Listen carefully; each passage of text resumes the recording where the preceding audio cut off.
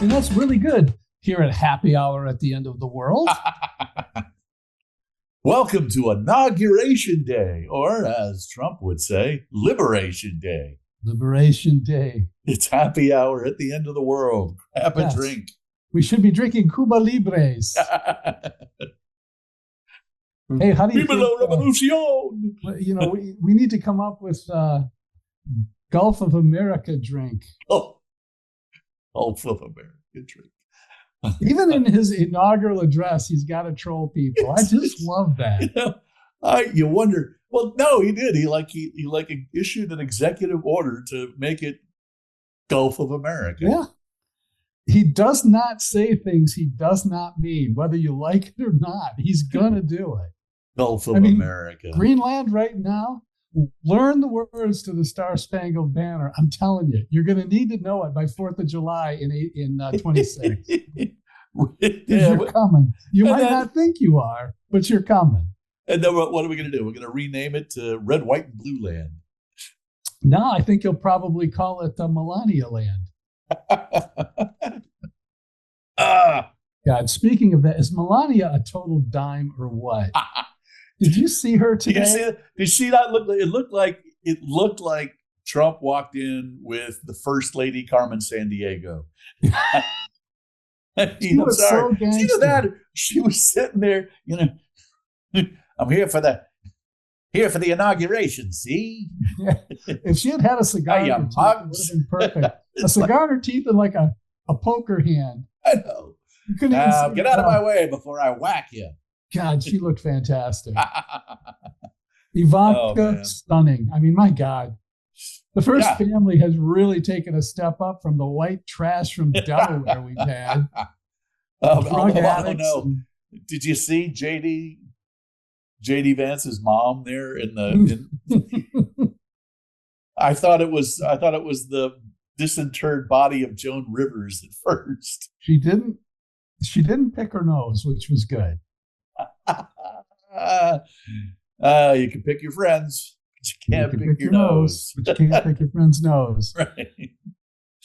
But all in all, I watched it on Fox because I knew they have a bunch of people on there. Well, they're like us, I mean, they're either historians or they're amateur historians. And I know if you tune in there, you're going to get, this was what happened when Millard Fillmore was inaugurated. And this is what they go over the history of the whole thing.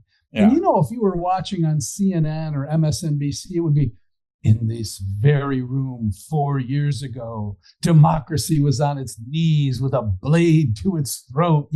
That's what that was going to be the whole damn time. Well, that was actually kind of the thing. So I'm sitting here watching it with my erstwhile partner in crime, and she is going off about how brilliant a move this was to have it in the Capitol. She's like, he has taken the January 6th and turned it around on them. You could look at it that way.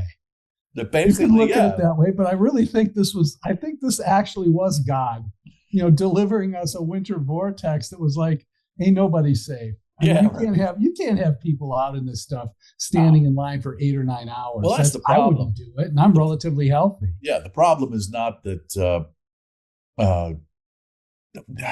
it would be bad out there or cold for a little bit. The problem is the people who are standing out there since 8 o'clock in the morning to get their spot to see the inauguration. And they're going to be standing there all day. And in these freaking sub-frigid, you don't do that. I mean, no. you know that growing up in Michigan, right? Oh, yeah. I mean, I know that, because I grew up in Massachusetts. And you'd have these sub-freezing type of things. You'd be out on the ski slope, and as a kid, you never wanted to come in. I mean, that was it. You were out. You didn't care, whatever. But you were moving. Yeah, you were moving. But the guys at the lift would pick you out of line and say, "That's it. You're out of here. Go back, sit by the fire, come back in a half an hour." Yeah, because you're starting to get frostbite. Like getting sent to the blue tent. Yeah, that's it. In the NFL. Right. No, he doesn't look good. Yeah. Get him out of there. So I'm sure, if you were out playing pond hockey or something like that, it's like, okay, that's it. You got to go sit by the fire for a bit. You got to warm up. Hurt. I can't feel them. Right, exactly. But that's the problem. I mean, the kids, don't realize it. You don't know what's happening. Yeah. And when somebody says, okay, move forward, and you can't move. Right. I said, move forward. And, all right. What did he say? It sounded like oil can. And you got 10,000 people like that. You're just taking them out on stretchers. Yeah. So it was. And then it was going to be. Yeah. And then CNN would come on and say, Trump was thinking about himself and not anybody else, and he was killing people. You know what Trump should care. Do? Trump should sign an executive order making all inaugurations inside. And there's nothing the incoming president could do until he was president. Right. He'd have to do it indoors. Oh man! Well, so in honor of today's frigid weather, this is why we have the background here, because if you're looking at this now, this was where we were going to have the inauguration. Yes. The frigid, desolate wasteland that is the mall in D.C. And as you can see, that people are out in force. That's now. Before they put all the monuments up, that was the mall. Well, the other thing was they spent, the D.C. police spent an inordinate amount of time planting this grassy knoll over here. I don't know what that was for. Yeah, they tried that at the golf course too. How'd that work? But I have a sneaking suspicion that it probably had nefarious intention. Anyway, no, that was going to be the other thing. There's no leaves in January? This isn't going to work. But this, I think this is going to go down as one of the most expensive inaugurations ever because of all of the money they put into what they didn't end up even doing. And then the adjustments they had to make. The platform they built for the inauguration was like $1.5 million. Now, when you're $36 trillion in debt, that doesn't seem like a lot, but $1.5 million is life-changing money for just about everybody who is going to line up and watch that. Well, that's true. On the other hand, if the inauguration had happened in San Francisco, that would have bought you one toilet. Yes, just one. You're right. But boy, what a toilet. The self-cleaning, self-flushing toilet. Yeah. But, in the end, they had a platen of lumber that was brought in and you had a bunch of illegal immigrants nailing stuff together and with bus tickets in their pocket. Right. Because Trump was being inaugurated. They charged $1.5 million for it. Most of that was because the cost of the lumber went up to $1 million over Biden's tenure. Yeah. What they should have done is got pieces of that wall. That was like 5 cents a foot. Yeah. Could have built it out of that. You could have. How great would that have been? Hey, do you Everybody would have been taking a piece of that home with them. Do you notice that while Hillary Clinton has this resting face that she looks like she just tasted something awful? Yeah. Kamala has a resting smirk face. Yeah. Like everything is a smirk. Even when things are being said that are compliment, she's never quite sure. And she's just kind of. I don't know what's going on, but I have a sneaking suspicion I should be upset about it. Yeah. How would you like to wake up to that every morning? No. What I thought was funny, did you see? I could not help but watch Bill Clinton. Oh. Because Hillary's sitting there and she's like, humming. But Bill's there's Pip Clinton next to him. We've talked about Biden and his senility, but yeah. Clinton he was the whole time he's like, I'm out of the house. And I'm like, I don't know if he's like, you're making a speech. You know who really? I was like, holy crap. Has he lost his marbles? Is he on soft food now? Because he did. Really, he looked like he was munching on the tapioca. I'll tell you who looked great. Yeah. Great was Barack. Did he? I didn't see him. Barack came swaggering into the room when they announced him. Oh. Yeah. Michelle wasn't there. He was so happy. He was off the leash. He was swaggering down that little hallway. Yeah. He looked fantastic. Still in great shape. Still model good looks, all that stuff. He's got the jewelry on, the rings. He was walking down. I thought he was going to do the George Jefferson at one point, with his arms behind his back. I expected the band to start playing "Well, We're Moving On Up" instead of, announcing him as the 44th. Right. He was just in his element. And man, he lives for that stuff, though. Oh my God! And he didn't have Michelle around. You know what it's been like for him? Oh wow! Weeks. Barack is single. Yeah, basically. With Big Mike gone, he is single.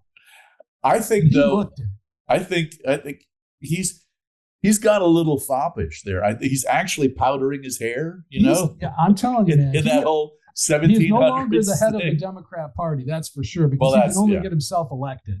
He's terrible at everything else. Well, the stupid thing is, that man has what the kids call Riz, because he was rocking the house today. He looked great. 10,000 aura going his way. Oh man! But the funny thing is that. You can tell by the way he used his walk. Hey, feel the city breaking and everybody shaking. Everybody was shaking into that business. But yeah, technically, I'm Barack and I own your ass. The leader of the Democrat Party should still be Joe Biden. Yeah, because Kamala hasn't won anything. No. So she goes out as vice president. She's not the leader of the free world. She's not the leader of the Democrat Party. Barack is not the leader of the Democrat Party. The Democrats are being led by Joe Biden. Unless I think somebody else stands up there. Biden, Pelosi, Schumer, they've all formed like this circular firing squad. Did you see Chuck Schumer as he's walking out to go to the reception for the Democrats? Yes. Yeah. He had the blue hat pulled down over his head. The beanie? Yes. I was dying. I thought, now here's the New Yorker. He wasn't going to pull a William Henry Harrison, man. Here's the guy.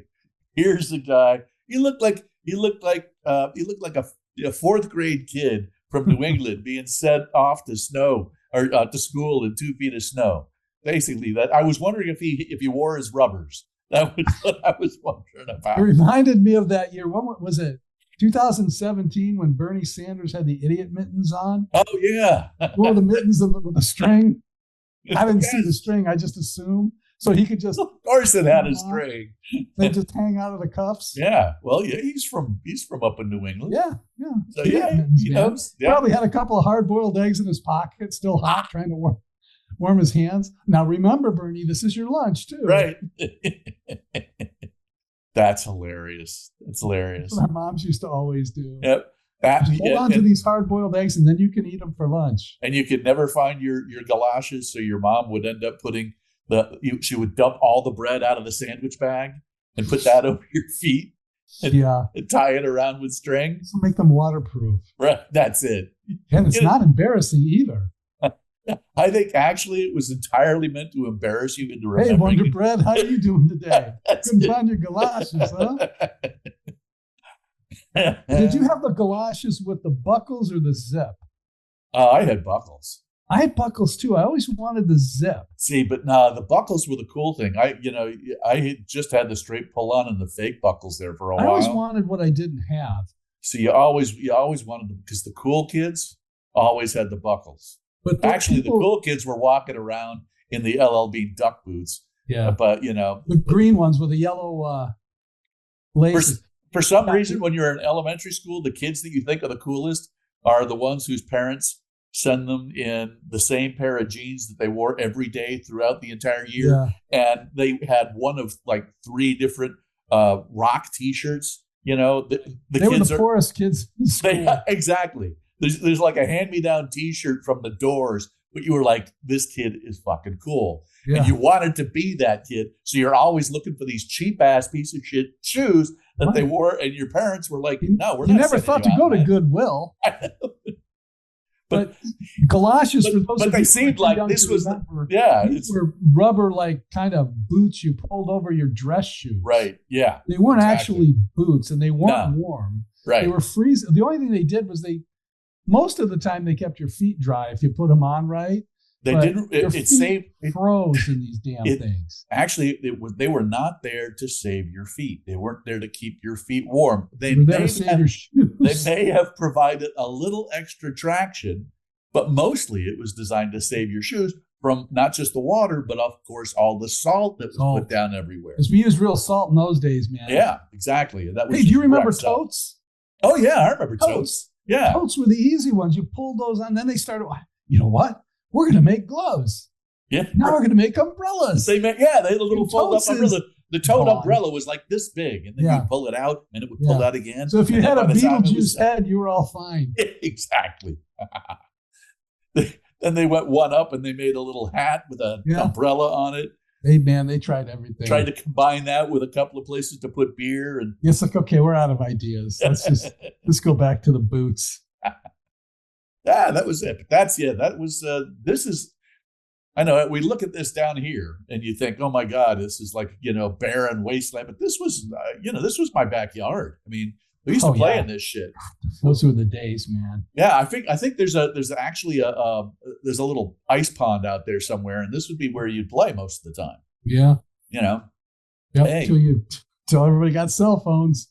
Right. You know what we're going to do? We'll stay inside and we'll all get together in our own homes and we'll play ice pond. That's it. It's like, hey, you want to play hockey? Go to the ice pond. Oh, are you crazy? Play hockey. Okay. Get your totes. That's it. You go home, I'll go home, and we'll all get online and play hockey. It's like, what? You have no idea. Of course, I was always the asshole, right? Because you get out there playing. Hard to believe. You get out there playing hockey and whatever, and of course, everybody's trying to skate around like, everybody played hockey in the leagues, and so they're all taught how to pass and do all this kind of stuff. And I skied, so I didn't have that. So you got me on the ice, and I'm like, okay, I got to check somebody. So I'm standing there in your boots, shove them down. I'm forechecking, I'm back checking, I'm cross checking, I'm doing whatever. I don't care. There's no boards. It's like, so wow, what do I got to do? I got to come up behind you and hit you with my stick, and everybody hated me. You're talking about like making moves. Yeah. Did you see? Have you seen Gavin Newsom being interviewed? No. Oh no, not recently. He keeps doing this. Oh yeah. So Greg Gutfeld set it to music. Yeah. Yeah. Like you watch this, he's like, it looks like he's dancing. Have you seen that? With the reservoirs and people are. It's like, dude, what is that? Have you seen the, probably not anymore. Now here, TikTok was gone for like a full 8 hours. If that. I don't know why we invited the Chinese spies back. I don't get this. This doesn't make any sense. Well, they have such cool balloons. I think it was because Trump got a kick out of, all the little Koreans dancing on TikTok. Oh, that went right to his ego. It was, hey, wait a minute. What happened to Blackpink? I mean, shoot, man. Rosé's not out there singing whatever, all that stuff. And have you seen that when you're talking about that little shake, there's a whole other video that's like the tick, tick, tick, tick, tick, tick, tick, tick, tick, tick, tick, whatever. I can't do it, but that's your Gavin Newsom dance. Yeah. Michelle's got one too. Does she? Oh, yeah. Got the overbite and everything. Excellent. I wanted to ask you about TikTok though, because I wanted to get your take on this. The battle between free speech and like giving all of our information to the Chinese, which I personally think they have anyway. And if you outlaw TikTok, these kids are going to something called Red Note, which is like even worse. It's like Chairman Mao's, right. I've heard that. Yeah. So what do you think about this whole TikTok thing? What's your take on this? Is TikTok a good thing? Is it a bad thing? Does it not matter?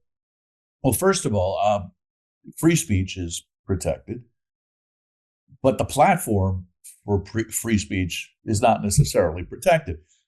If you want to stand on a street corner on a soapbox and spout your opinion, you can't get mad because all of a sudden nobody is selling that particular soapbox anymore. There are other soapboxes and other things you could use. You could use a rock, for example. And if your soapbox is Lucky Best soapbox from China, yeah, exactly. It might not be the one you want. There's nothing that says simply because a foreign country makes a product, we have to sell it here in the United States.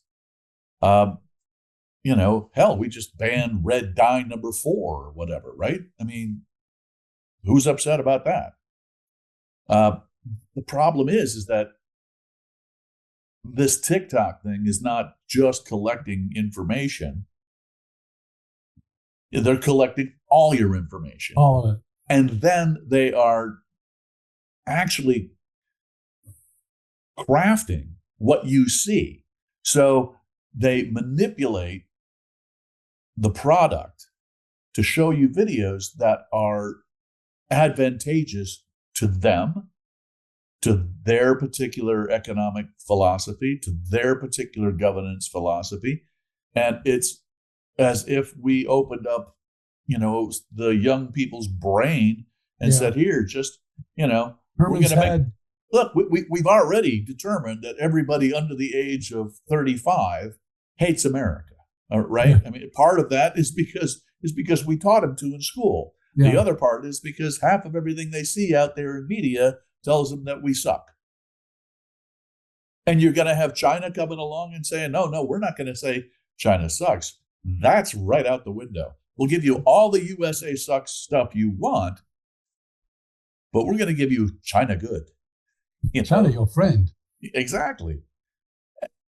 This kind of ends up soaking into, the view of everything. And if what you've got is a conflict that exists between the United States and China, and half the country thinks that the USA sucks and China is the greatest thing, we're screwed. That'll happen on Red Note too. It will happen on Red Note, and if Red Note is being readily available, I don't think it's a particular thing for TikTok. I think it's a particular thing for anything that goes down this road. If you have to, I mean, we've had this for a long time. Sedition acts, okay, the idea that you can't, engage in what is it, comfort and whatever for a foreign power. Yeah, aid and comfort to the enemy. Yeah, you have to be aware of what you are creating and what you're protecting. You have a little more leeway, I think, if all of a sudden, I mean, if it's the 1950s and everybody is, hey, pro-USA, it's a little different than if it's, the 2020s and everybody thinks, hey, the USA sucks and we need to burn it down.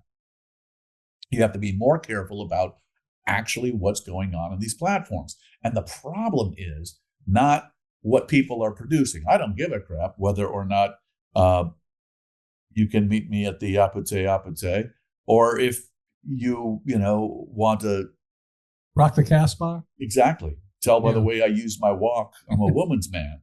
All of that's fine and dandy. Even if Sharif don't like it? Particularly doesn't matter. Sharif don't like it. The problem is we don't know what the algorithm is that they are using. And that leads me to my next question. But you're done making your point. But the other problem is that it's not just an independent company. This is a company that is owned by, so ByteDance is owned by the Communist Party of China. Okay, the CCP owns this company. It would be like, letting Hitler create a video game and hand it out to all the school kids. You don't do that, okay, because of the potential for abuse. So you have to do something to protect what's going on, the hearts and minds of your kids. You cannot just open them up to everything. You have to keep in mind, very much like you wouldn't just throw open, if you're being a responsible parent, you just don't throw open the doors to the internet and say, hey, kids, go for it. Right? Because there's a whole lot of stuff that maybe they shouldn't be seeing. Right? Trump was saying that, he's going to put a moratorium of like 90 days on this TikTok. Is that TikTok, right? TikTok. I don't think he can do that. I don't think that's legal to just. The Supreme Court said yes, this is a viable law. No. I don't think you can say. I mean, Biden did that with the student loan reapportionment, and he just ignored the Supreme Court. I don't think that's how Trump wants to start out. No, Trump's and he idea, no, he shouldn't. Yeah. And Trump's idea is what he wants to do is arrange ownership where it's 50-50 between America and China. But I don't know if that helps the situation.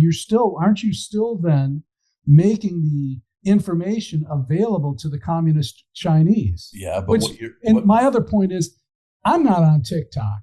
You're not on TikTok. I guarantee you the Chinese know everything that's going on our phone. I'm sure. Since 2021, after that spy balloon went over, they got everything. They don't need TikTok. They don't need Red Note. So to me, redounds to is, freedom of speech is what you have to consider, because they got everything anyway. We have Chinese information. Yeah, but it's not about the gathering of information. It's about the influencing of people. Okay. There's a reason influencers are all up in arms. Oh my gosh, TikTok's going away. I use TikTok as my business. I'm an influencer. This is how I reach people. Use Instagram. This is how I influence people. Well, yes, exactly. And the problem is the algorithm can be opened up and tweaked by the Chinese government to influence people the way they want them to. There's a report that actually went out on Capitol Hill that showed the one of Xi's speeches, where he was talking specifically about the integration between the products that China is offering and the services they're offering to people out there, and China's government and way of thinking. The way he puts it is, we need to integrate these things to make sure that we can tell China's story well. And what he means by that is, we need to have positive influence over people with regard to their opinion about China, about what China is doing in the world. And we do that by selectively manipulating and targeting what you get to see. We don't let you see the bad stuff. We do let you see the good stuff. We feed you all the good stuff to influence you. So imagine that TikTok is essentially a 24/7 commercial for China and communist authoritarianism. I know, and I'm supposed to.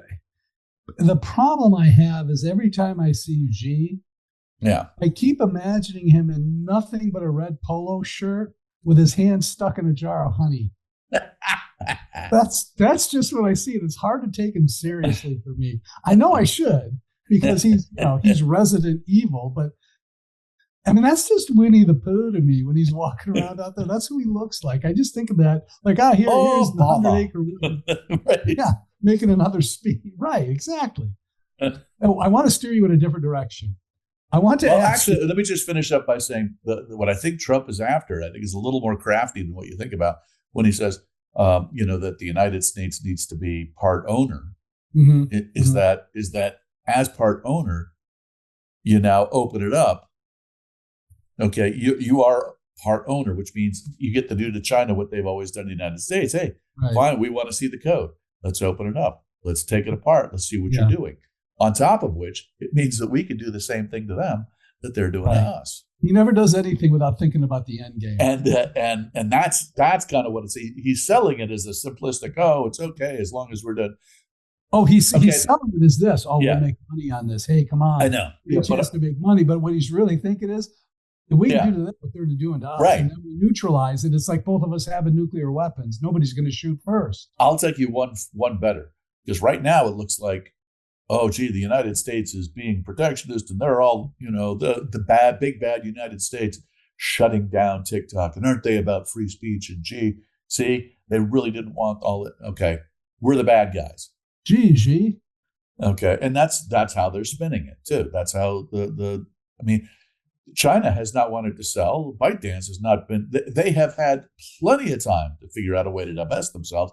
All they've done is litigate to try to keep this going. They had no intention of doing that. So if you offer the opportunity to say, great, fine, we will partner with you, and they still say no, well, what are you trying to hide? Yeah. Right?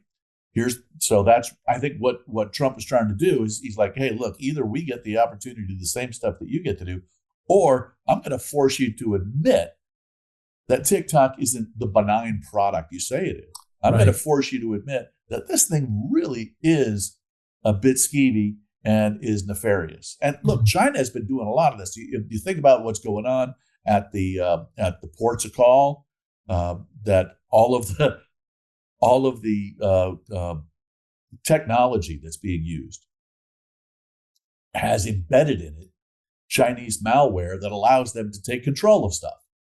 Okay, same thing with a lot of the tractors that are around here in farmland. All of a sudden, there's all this stuff they found that gives China the ability to take control. So you could find yourself in a situation where you're in direct conflict with China, and you think, well, hey, we're still okay, but they're going to attack via all of these technological malwares that have been preset into all this stuff. They could shut down your ports. They could shut down your grain distribution. They can shut down your food cultivation, and you're economically shattered before you ever get onto the battlefield. The only thing they won't shut down is your TikTok. Right? Oh yeah. Well, they'll be on TikTok saying, "Oh, see, it's not our problem." I mean, yeah. Let me just interject this. Pardon me. By the way, I didn't mean to drop into that little Asian kind of voice. Oh, you did it. I know. It's done. So Biden's last 2 months have been an absolute travesty. I mean, he has abdicated the presidency to the president-elect. As soon as Trump went to Notre Dame in Paris for the rechristening, everybody started looking at him as if he were already president. Gavin Newsom, in the midst of the wildfires out in California, where's Trump? Why isn't he here? It's like, dude, he's not the president. He has no authority. Right. Oh, yeah. Well, Biden, because he wants to go out on a high note, today he pardons Milley, he pardons Fauci, he pardons everybody on the January 6th committee, and then as a last measure, as Trump's walking in to be inaugurated, he pardons his entire family. Yeah. The whole Biden family. Because, if they went to trial, they'd all be not guilty.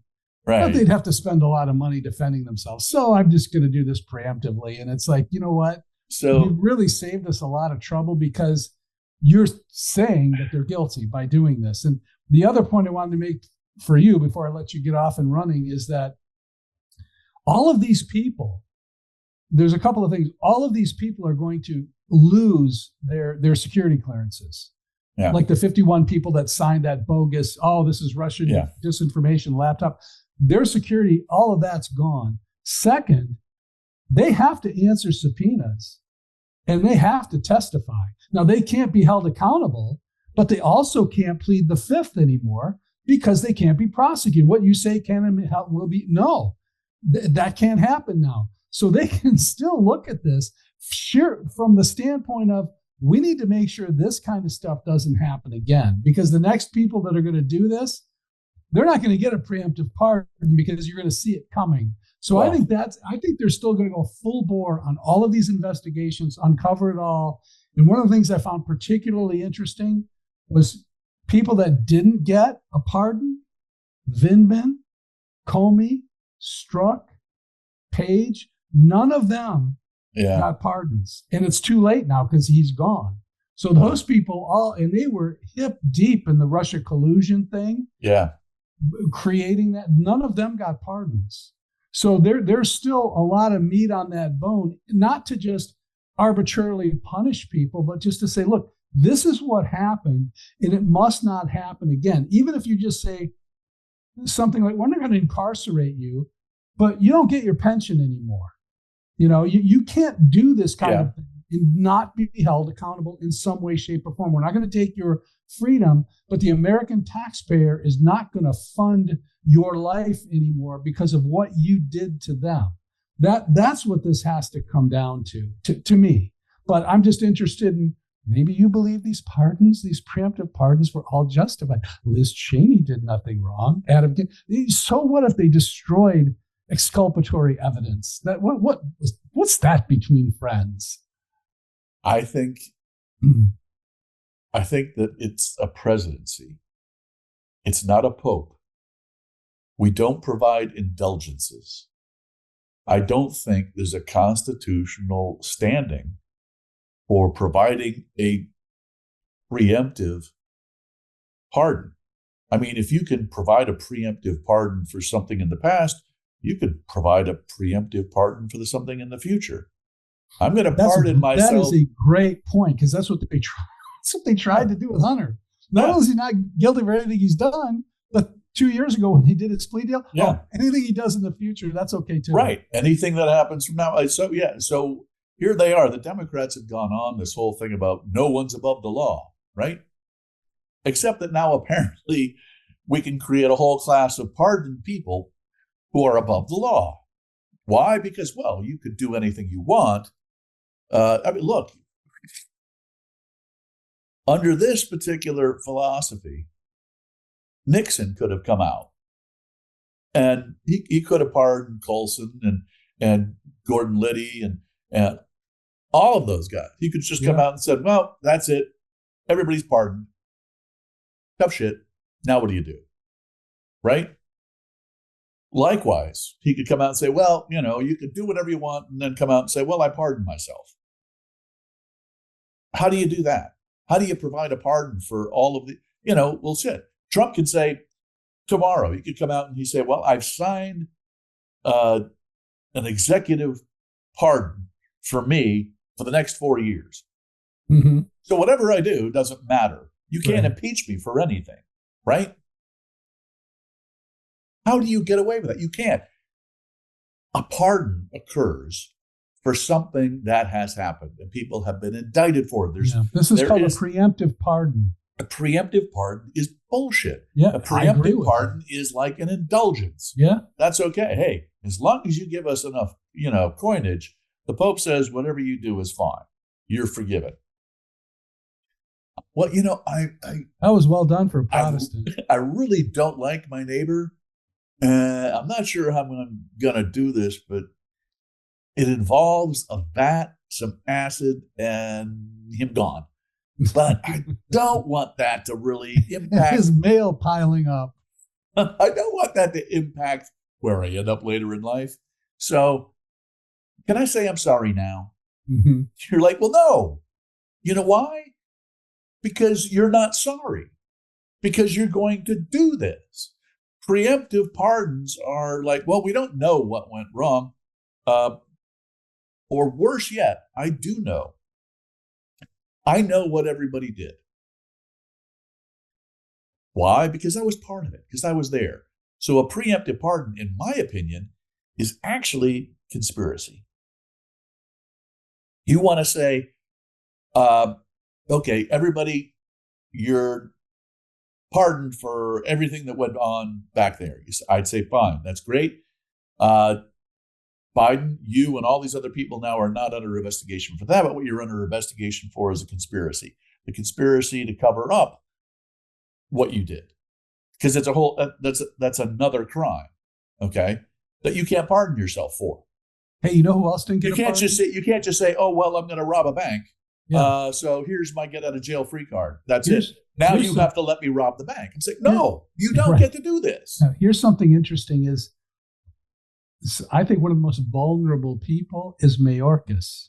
He did not get a pardon, and there are a lot of families around this country who are going to blame him for the death of their children because he refused to. I mean, he deliberately did not enforce immigration law. So if you bring him in and start charging, he's going to spill the beans on everybody, even people that have pardons. There's nothing you can do to them, but you can uncover the trail and say, this is what happens. Yeah.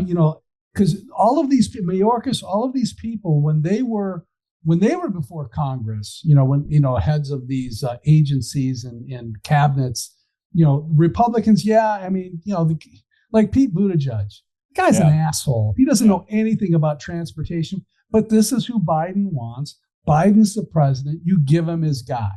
So they voted for him.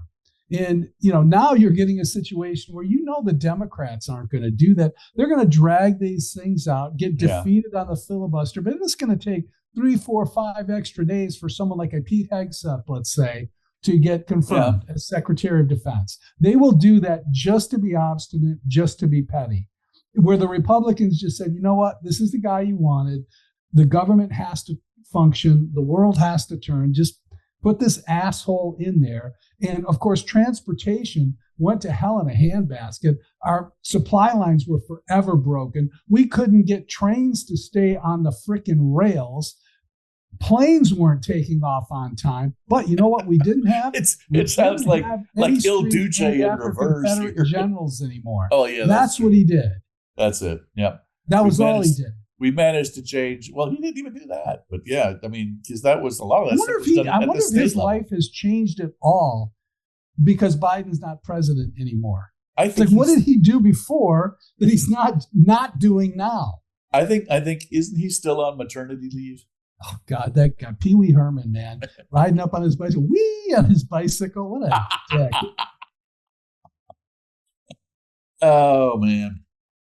I think they should let him go. I'm just going to take a quick second here to pour yourself a drink. I've got myself some let you know. Rye. I've got Nelson Brothers here. Nelson Brothers. Pour me some of that. It's the Morvedra by Nelson Brothers here. It's good stuff. But on the other hand, the Commanders won. That's true. They did. And that's all I guess we'll be saying about that. I say all it took were 6 turnovers. Was it 6? I only counted 5. 6. 6? I mean, gosh. If Detroit had just played half-ass on offense, they would have won that game going away. How do you come in, and you've been waiting for this your entire existence. Here you are. It's Detroit. Team of destiny. Really, they were 15-2. Try having 18 players on IR just from your defense. Yeah. 18. Well, obviously you could figure out that they had 3 starters left in that game. Yeah. 2 of them went out in the first half, injured. Oh, man. That's the point where you say, look, we give, because the next thing that's going to happen is God is just going to split the stadium open and just kill us because we're not getting the point. I mean, even if they had beaten the Commanders on Saturday, there was no way they didn't going have up against anything left. Philly. Yeah, it was going to be tough against Philly.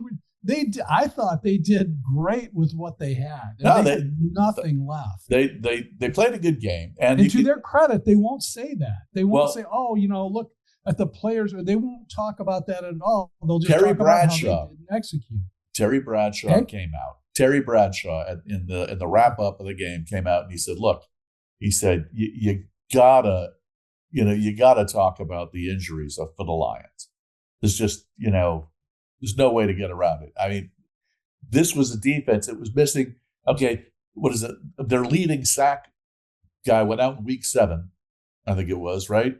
Yeah, well, they were all, look, here's the thing. They were only missing Hutchinson and Davenport and Barnes and Comiskey and Rodriguez and Davis. And then they have Melifonwu and Robertson. I mean, other than that, well, they had this thing locked down. Other than that, Mrs. Lincoln, that was the play. But Anzalone came back and he was playing with a broken arm that he had in a cast. That's how bad it was. There are guys out there that should have been in the ICU. But here's the interesting thing: is that the leading sacker, the leading sack collector for Detroit, went out with an injury in week 7, right? Yeah. Through 7 games, he had the most sacks, and after that, no one still has been able to touch. Right. Okay. He had the most sacks in the league. He had 7.5 sacks in 7 games. Yeah, but that gives you kind of an idea of what has happened. And look, you can tell it from the score here. Yeah. I mean, you don't just hang 45 on somebody or however many. I think it was 45. Well, one of them was a pick 6, so they hung 38 on him. Okay. The defense was only responsible for 38 points. Yeah, it's okay. How many punts though on for Washington? 1. Washington punted once and Detroit punted once. Yeah. That was it. So when you keep turning the ball over, it's kind of like a punt. You know right. I mean, it's like, no, didn't punt. No, you kept throwing interceptions and fumbling the ball. Right, but the thing. So Washington, I think they lost one fourth down attempt. Right. Oh yeah, that was interesting because it was like early in the game, and it looked like Mariota. He went in there to take the snap. He was going to turn. He was trying to turn and pitch it. Yeah, it looked like to Daniels, but right. One of the guys ran in behind, like to push him, like he was actually going to go for it. So when he turned around, he ran into his own guy. Yeah. And that was the thing that stopped him. Otherwise, I don't know what would have happened, but he was definitely going to make that pitch. Yeah. He must have been thinking, what the hell are you doing? Not everybody on the same page, I guess. No, exactly. It's like, what? We went over this. How many times did we run this in practice? You never ran up my ass in practice. Why are you doing it now? Well, because Mariota was the quarterback there a few weeks back, and he did a decent job. So he did. Mariota can still play. I'm telling you. Yeah. Well, anyway, it'll be interesting. So now it's like for all the talk about the NFC Central as the powerhouse division. Oh, the NFC North. NFC North, right? Yeah. So the NFC Championship is between two NFC East teams. Yeah, I still think.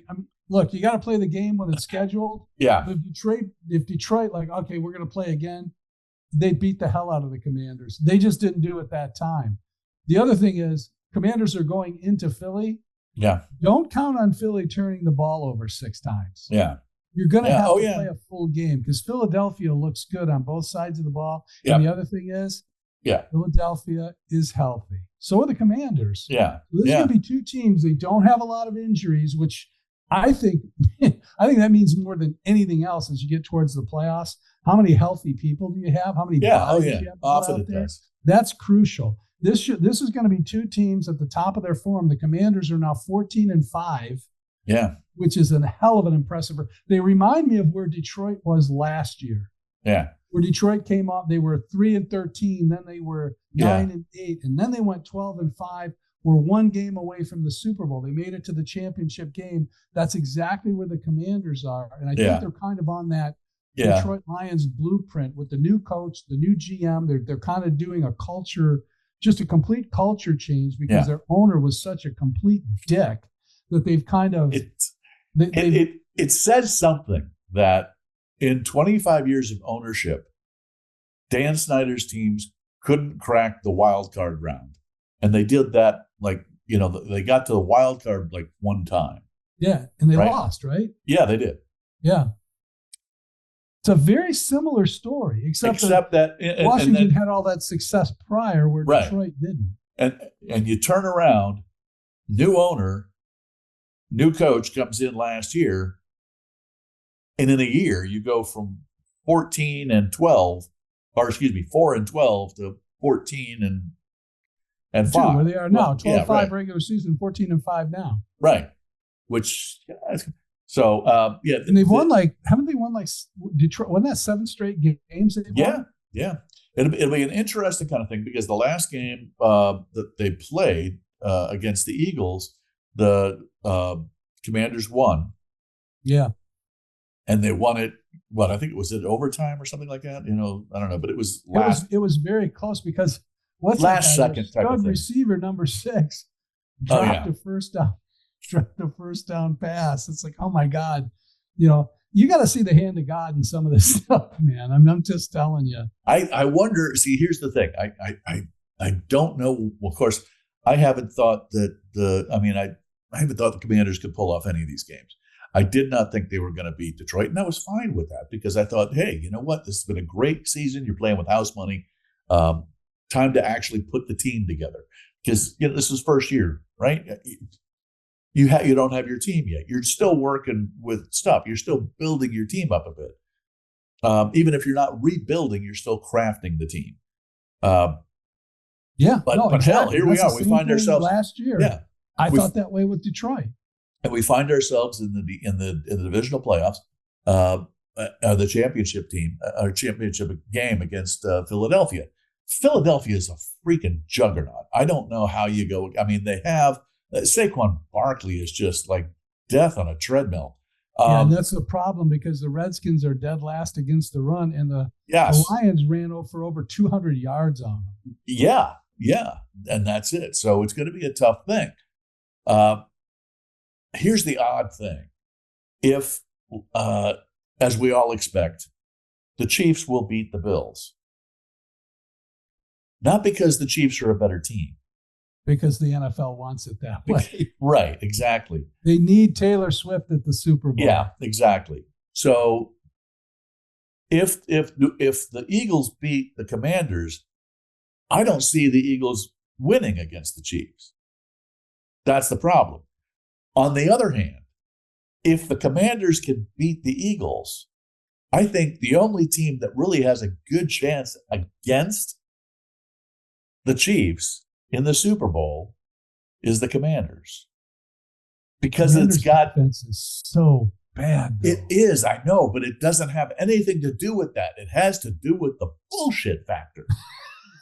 Okay? The BSF, man. It is. It's because you know that Mahomes is going to pull bullshit after bullshit, and stuff is just going to happen. You don't need to pull bullshit against the Commanders because their defense sucks.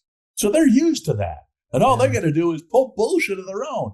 Hail Marys, people running on fourth down for 40 yards. This is the kind of thing that the Commanders can pull that demoralize a team like the Chiefs. I am the biggest Buffalo fan right now at this moment, going into next weekend that you could possibly. I think, like everybody else outside of Kansas City, everybody is sick and tired of those assholes getting every single call that matters. Everyone. You saw that. You see the roughing the passer, unnecessary roughness. Right. He's running. Guys run into each other from Houston. Don't even touch him. They throw the flag. Another guy hits him in the chest. They throw the flag again. That's 30 yards in penalties, automatic first downs, both leading to scores. Right. Hey, let's start with you start with what at the 20, let's say. You get another 30 yards in penalties. You're playing on the opponent's end of the field all game because of the gift of the referee. Yeah. You know what? I think we need to go back to the point in time where you could hit the damn quarterback. Forget this shit about roughing the passer. Hit his ass. And I think we have a little bit of a different game. See, the problem is that I agree with you. Can't hit him low. I think this. Because he can't defend himself. You can hit him high. Yeah, okay, I'll give it to you. But I think the problem is this. The NFL wants a game exactly like the Commanders and Lions divisional playoff. Yeah, where nobody stops anybody. Where the Commanders don't have a defense and can't do squat to do anything. And the entire defense for the Lions is on injured reserve. Right? So what do you have out there? You have nothing. You have people lining up and running plays, and that's it. And so what are they doing? They're scoring. Hey, we go for fourth down. Can you imagine? Just make the game 7-on-7. Look, back in the 1970s, can you imagine a team that went for it on fourth down 3 times or 4 times and made it 3 times? No, that was unheard of. You played for field position. Nobody knows what field position is anymore. Hell, you can't, why kick a field goal? There's no reason for it. You can make up for it at some point in time in the future. We'll go for it on fourth down. That was the one killer drive that the Commanders had. They went for it on fourth down twice. Yeah. I don't know. There's something wrong with the game, in my opinion.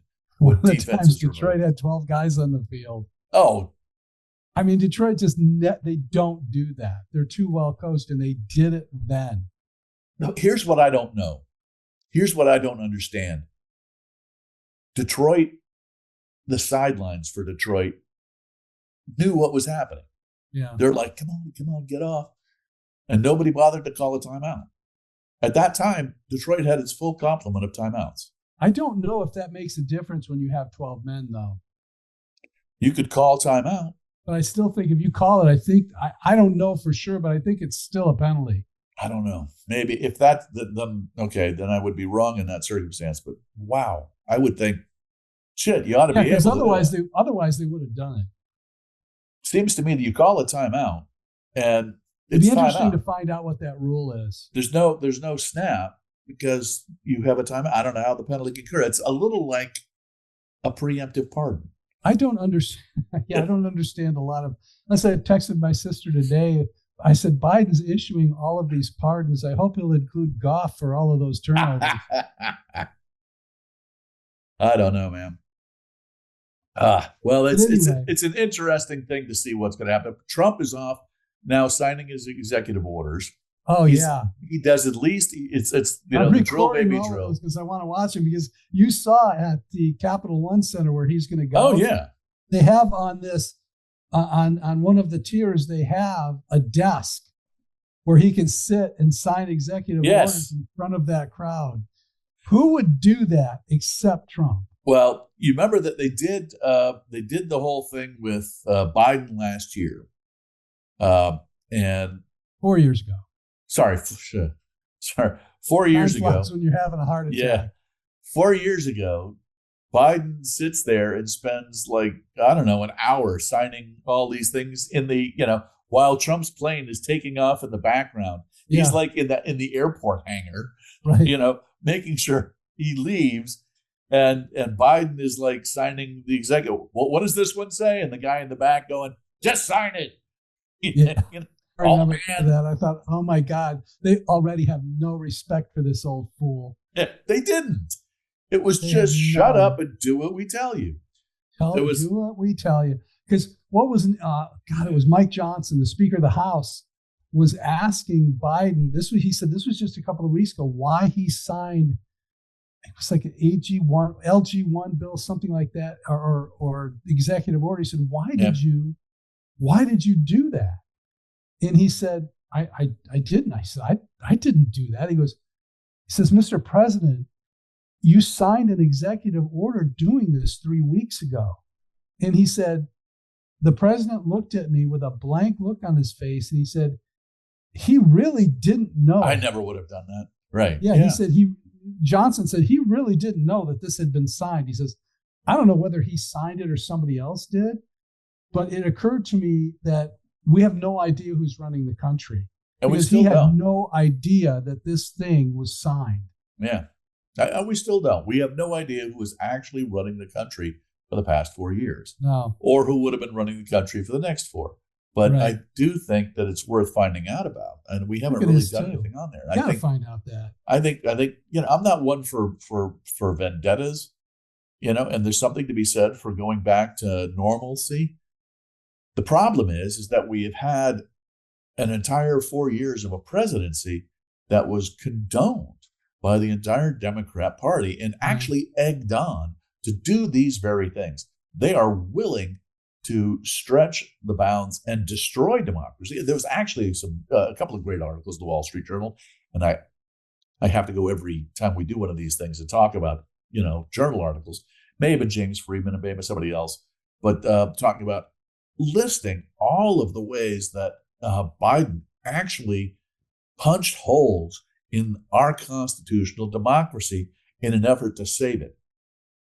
Not the least of which lately is, I need to pardon everybody because Trump's going to be doing exactly what I did. That's really what it comes down to. No one can survive all of these. It's going to cost them money. It's going to cost them time. And they're going to be under all this stuff. Yes, exactly. That's what you did. And he hasn't come to terms with that.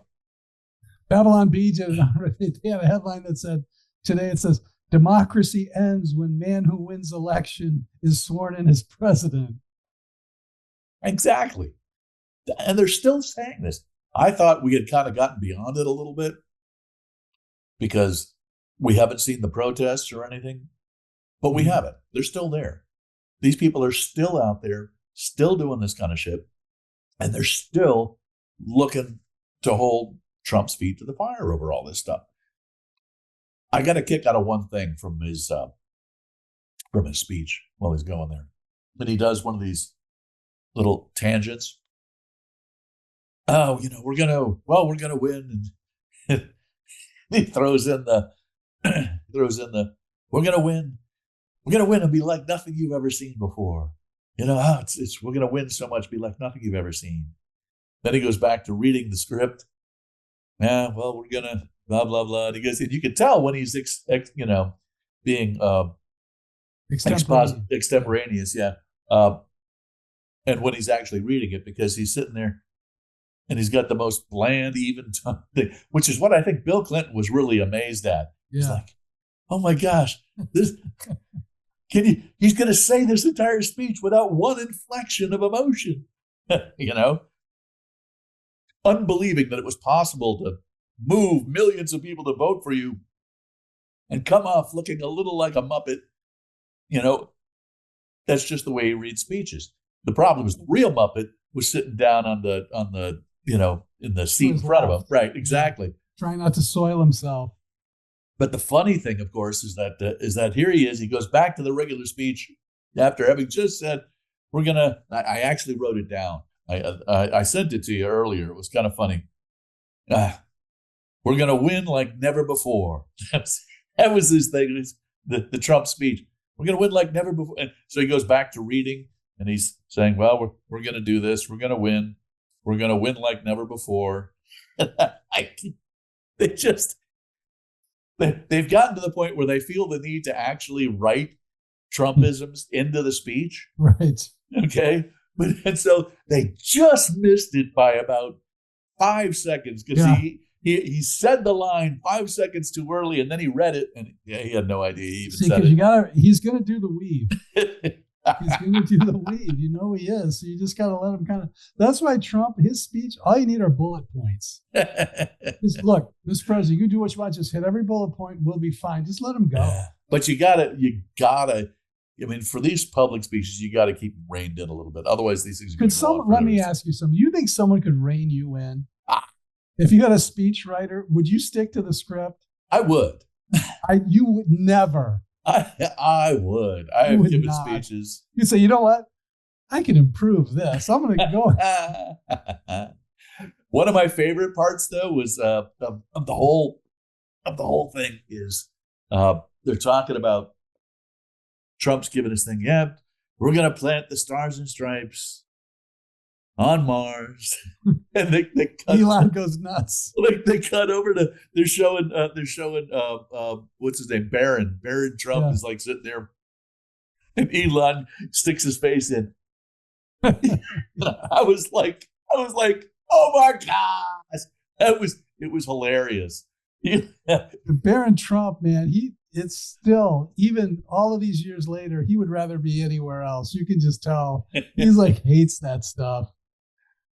Well, I got to tell you, I really thought that Biden actually was out cold in the first 30 seconds of the speech. Oh my God! Yeah, he was nodding off. He went, and I thought, that's it. He's down for the count. I don't know. Maybe Kamala was pinching him in the ass afterwards to wake him up or something. But it was like, and then of course, nobody on the all the Republicans are getting up and they're clapping for things. Everybody's clapping for something. Republicans are like, or the Democrats are kind of like State of the Union, right? Yeah, no, it was very much like State of the Union. Yeah. The only thing is like Biden, you had to stand Biden up at one point in time, and that was when the hostages were talked about. So the hostages came back from. Kamala was looking at like, get up, you old bastard. Yeah. And he gets up, and of course, it took him like 10 minutes to sit down again. And I think somebody flipped the seat cushion over. Yeah. It's like, I was asking you, I don't know. Do you think the seat cushion was made of absorbent material? I would. Yeah, I'm sure they burned that. I'm sure the sergeant at arms just burned that. Oh man! Now the whole thing about I'm a little cheesed off here about this ceasefire, because I think Netanyahu is actually betraying the people of Israel. I know there's a lot of people that wanted to see everybody back, and I would love to see the hostages back too, but I worry that what we've got is a ceasefire agreement built upon the 3 people who are alive just came back. Yeah, I know where you're going with it, because I thought the same thing, because I don't have any skin in the game, right? It's easy for me to say, this is a terrible deal. You're going to give these people back, innocent people who did nothing wrong, for what? 1,000 terrorists that have murdered Jews. Right. How is that a good thing? Yeah. And then you have Hamas running around, firing out, well, hey, we won. We beat back the Israelis, blah, blah, blah, all this stuff. They're claiming victory. And that's exactly what you don't want. You don't need people improving the lot of Hamas. Well, I don't know that, when this comes to its second phase, they might be in for a rude awakening, because I don't think Bibi's ready to pull out of Gaza. Well, that's my only thing at this point, is that this is a ceasefire, but it's not an end of the war. Not an end of the war, not yet. And one would hope that, for all of the stuff that goes on, and for all that, the Israelis know exactly how Hamas works, and that is use public pressure against them to do, to get what they want. The more victims we have, the better off. Renege on every deal and don't worry about it. Well, maybe Israel has come to the point in time where they're going to pull Hamas against Hamas. So I would think that once they get back all the people that they are convinced are alive, or at least an accounting for all of them, that very instance, they go back in. It's not out of the realm of possibility. This could be something Trump's already thought of, is like, look, we know they're going to renege. And when they do, I'm giving Israel full support to go in there and just blow everything up. Because otherwise, all you've got is a case for another. What you've shown is the thing you need to do is take hostages. Yeah, you put a premium on Israeli lives and American lives, for that matter. Well, if you're the underdog in a situation, take a hostage. Take 200, take 500. The more hostages, the better. Because a lot of them are going to die and you don't care. But you have hostages, and that will get you to call for ceasefires or, whatever else. It's a really terrible way to introduce war. And it really is. It's like if Germany held out and said, well, we're not giving you your POWs back. Right? Well, of course, we didn't care. We fought Germany to unconditional surrender, right? We fought Japan to the point in time where we dropped nuclear weapons on them. First time ever, okay? In an attempt to save American lives and end the war and preserve the balance of power in favor of the United States. You can't sit there and tell a country, oh, hey, gee, they have some hostages. You can't fight them anymore. Right. Which is Biden, when he's bragging about, this is exactly the framework that I put in place in May. Well, A, why didn't they accept it then? And B, you also said, if Israel goes into Rafah, you'd cease to support them with weapons and money. And the only reason they won this whole thing, the only reason they're in the position they did, the only reason Syria fell, is because they went into Rafah against your admonitions. So really, they did the opposite of what you wanted them to do. And that's why this happened. The only reason we have a reasonable hope for peace in the Middle East is because Israel ignored Biden. Yeah, that was it. That's it. Biden did everything wrong. He handed money to Iran. He pulled out of Afghanistan. He cut off support to Israel. Israel took the fight to Hamas. They took the fight to Hezbollah. They took out a lot of these things so that Syria fell. When Syria fell, Iran was toast. The only reason that all these people are on their heels and that Trump actually inherits a good hand to play is because basically Bibi Netanyahu did a George Costanza. He said, whatever Biden says to do, we're doing the opposite. Yeah. And that's it. Well, I think that's last call at this point in time. I think so too. That was a good enough coverage of what happened today here on Inauguration Day. Liberation Day. Liberation. The inauguration of our 47th president. Yeah, 45th and 47th, which the 92nd president. Donald J. Trump. The prayer there at the end. Oh, yeah. Oh, that got me hyped up pretty well. Yeah, Franklin Graham. That went over big with the Democrats. Yeah. I still got a big kick out of too much Jesus. I got a big kick out of the rabbi. Oh yeah, who's sitting there doing the little. I mean, it was Rabbi Shecky Stein. Exactly, doing the. Wait a minute, I gotta go. Sorry, I've got to leave early. But I wanted to shake your hand first. So I just say thank you very much for having me here. I'm double parked. Hey, President Biden. I just wanted to say thank you. Oh no, sorry, they're coming to get. I gotta go. But I wanted to leave early. I don't think anybody will notice, even though that I'm talking to you on the central point of the cameras, right smack dab, and that's like the president and the other president, and I'm here in the middle. No one's gonna figure this out. But I just had to say hi.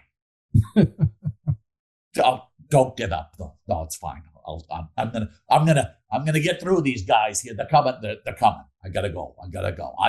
Okay. Anyway, my J-date's buzzing. And bye. Yeah, I mean, I was like, seriously? The rabbi has to get out 5 seconds early. I wanna beat the traffic. The traffic is gonna be nuts. I gotta get out of here. Like, seriously, that was it. Anyway. Listen, folks, if you want to find us, you can find us on Facebook.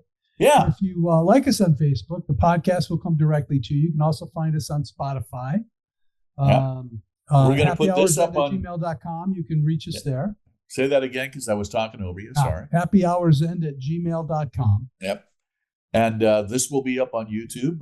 We're going to probably have our own channel here at some point in time. But anyway, that's about it. Great to see you again. Great to check in with all of you. I hope you enjoyed today as much as we did. It was a lot of fun. Yeah.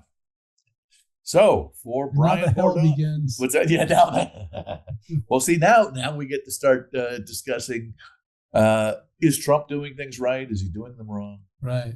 Are the populists in power? Yes. If anything good happens, well, that was Biden that did that. That was him. Did you notice that they kept doing this pan back and forth between the people who were up there listening to the speech inside everything and everybody off at the Capitol Center? It was like, okay, here's the polite society. Here are the brown shirts, right? So here are the extremists.